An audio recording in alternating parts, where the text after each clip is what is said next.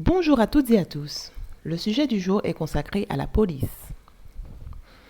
Qu'arrive-t-il donc à la police? Pourquoi la réputation de cette institution est-elle entachée de controverses toutes aussi graves les unes que les autres? Bavures, propos à caractère raciste ou antisémite, corruption, abus de pouvoir, passage à tabac et j'en passe.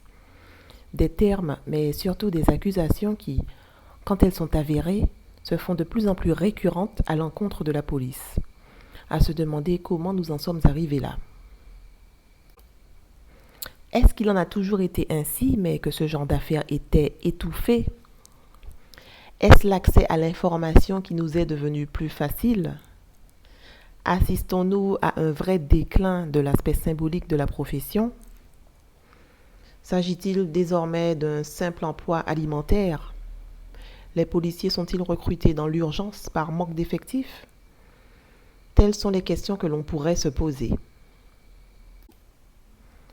Il fut un temps où ce métier était attrayant de par les valeurs qu'il représentait, à savoir protéger, servir, maintenir l'ordre, le tout en agissant de manière éthique et responsable, comme on dit en bon fonctionnaire de l'État. Malheureusement, force est de constater que maintenant, ces mêmes valeurs sont bafouées par les actes de ceux-là même qui ont postulé en tout état de cause pour embrasser cette carrière. Par ailleurs, le niveau d'étude des nouvelles recrues a été pointé du doigt par certains, comme pour déplorer leur potentielle immaturité ou manque d'instruction. Et lorsqu'on entend ce genre d'accusations quand elles sont fondées, on ne peut s'empêcher de s'interroger sur les motivations réelles des agents concernés à intégrer la police. Certes, il est difficile, voire impossible, d'infiltrer les pensées de quelqu'un.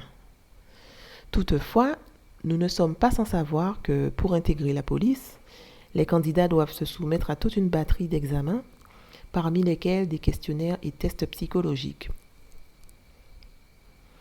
Alors, est-ce qu'il faudrait remettre en question le contenu de ces tests?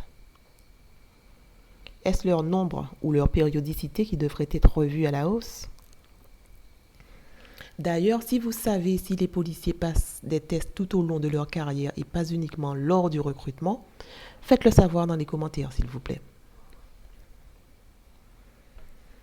Évidemment, ces questions s'ajoutent au principe selon lequel toute faute commise par un agent de police doit être sanctionnée de manière juste, ce qui n'est pas toujours le cas, afin d'apaiser tout sentiment d'injustice chez les victimes ou leurs proches. Mais qu'en est-il des nombreux policiers exemplaires? Ceux qui ont choisi ce métier par pure conviction et qui souffrent de l'image ternie de leur profession.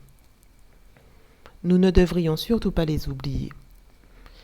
Nous devrions garder en tête que même s'il peut y avoir des erreurs de recrutement, des profils incompatibles avec ce métier, ces policiers exemplaires, valeureux et courageux mettent bien souvent leur vie en péril pour notre sécurité. Merci de votre écoute. N'hésitez pas à donner votre avis en commentaire, à mettre un pouce et à partager afin d'encourager cette chaîne. Quant à moi, je vous dis à bientôt pour un nouveau thème.